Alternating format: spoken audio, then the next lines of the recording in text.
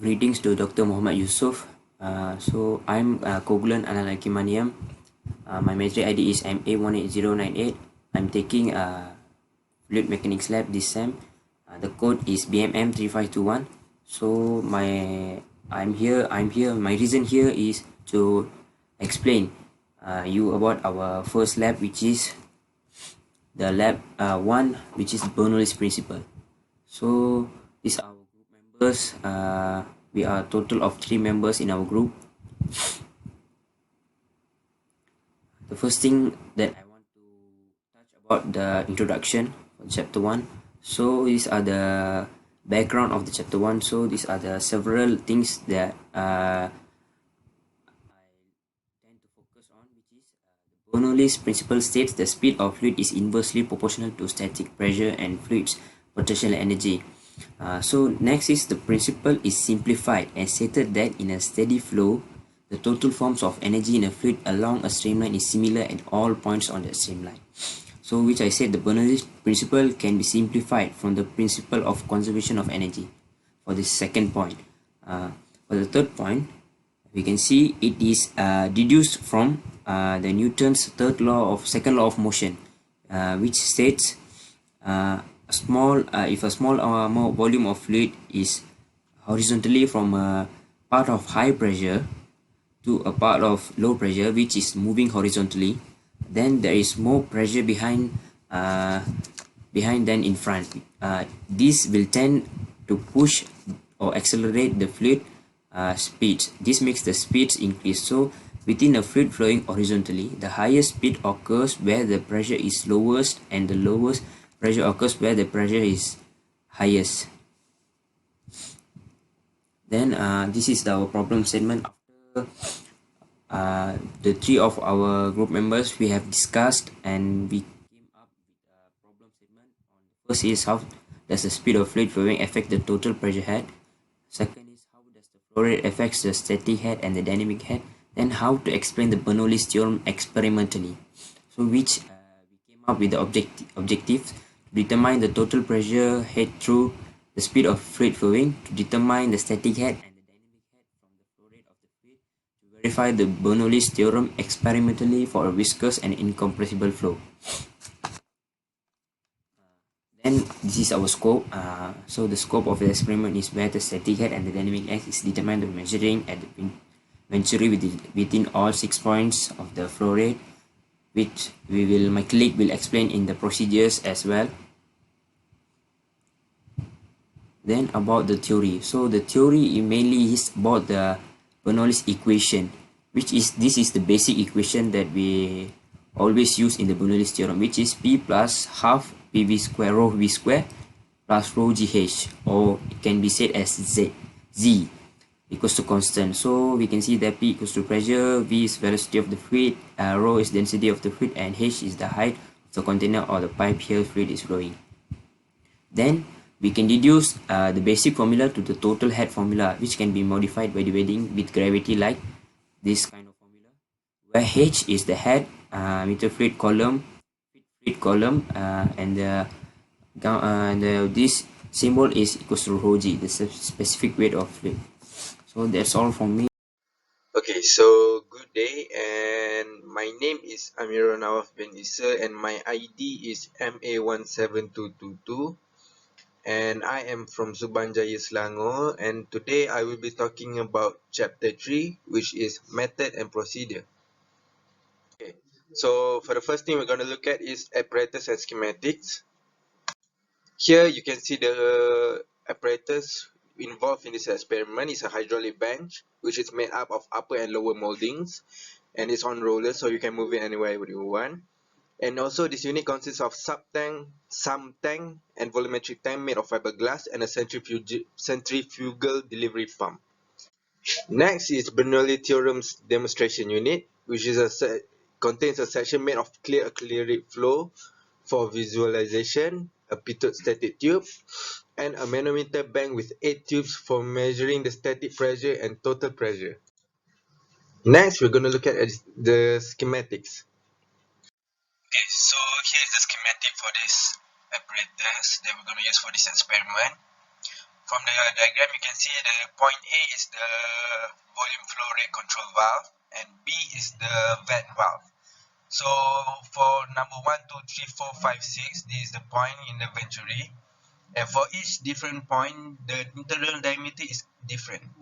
And from the internal diameter, we're going to calculate the area, the cross-sectional area, and the calculation will be shown after this. Okay, so firstly, this is the procedure for this whole experiment. The first one is the vent valves will turn open. Number two, after that, the pump is turned on and the volume flow rate was adjusted to 5 liters using the control valve. Number three, the stirling baffle was then plunged into the hole right before the start of the experiment. After that, the flow rate is then measured by the volumetric tank. Number five, also the total pressure is measured by the pitot tube measurement located on the right side of the apparatus. And finally, the static head is measured through the multi-tube manometer at the top portion of the apparatus. And also the flow rate, total pressure, and static head were all measured at 6 different points within the venturi. So next is the precautions to be taken while conducting this experiment, which is very important. So number one, be sure to measure the readings at a perpendicular angle to avoid parallax error from occurring. Number two, double check measurements for accuracy. Number three, be sure to stay focused and alert at all times. And number four, conduct the experiment several times to gain an average data collection, which will help in gathering more data for an accurate reading.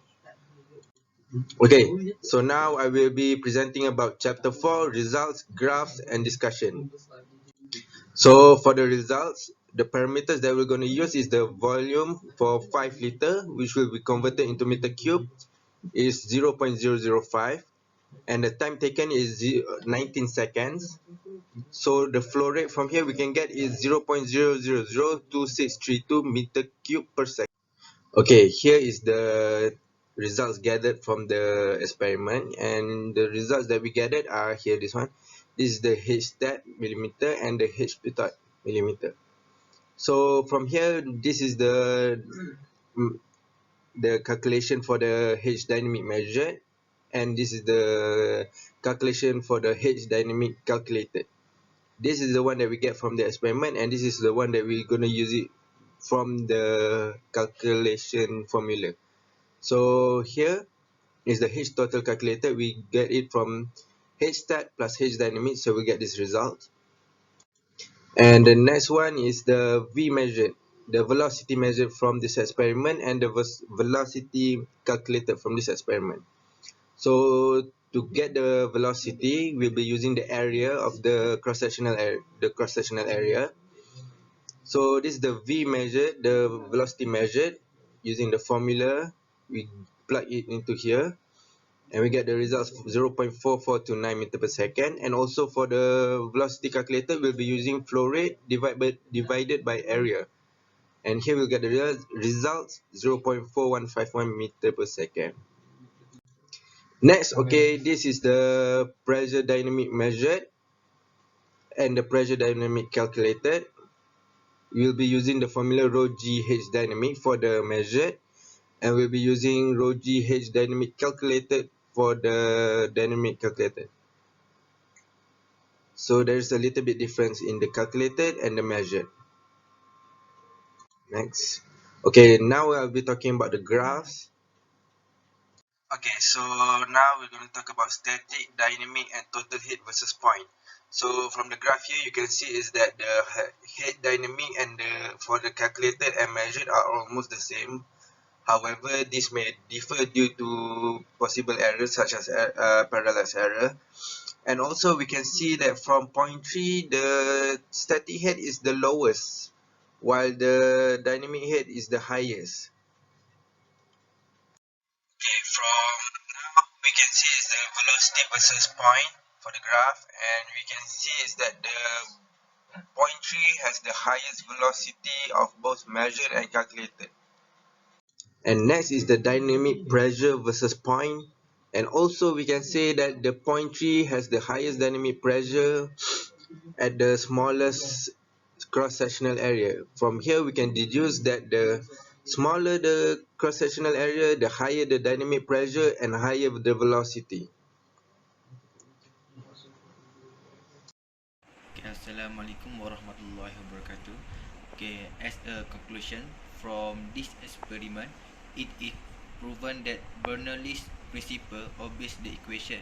From this, we can assume that it is valid for flow, as the area of a segment decreases, velocity rises, and pressure falls. We may also say that the experiment proved Bernoulli's theorem of energy conservation along a streamline. Also, from this experiment, there would be errors, and this caused an inaccuracy in data collected. The error was caused by random error as well as factors not included in Bernoulli's equation, such as since the points were slightly off kilter, they were not precisely aligned along the same string line. Second, frictional loss occur because the fluid and solid surface are in contact.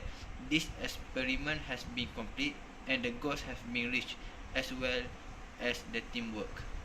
Okay, that's all from me. Thank you.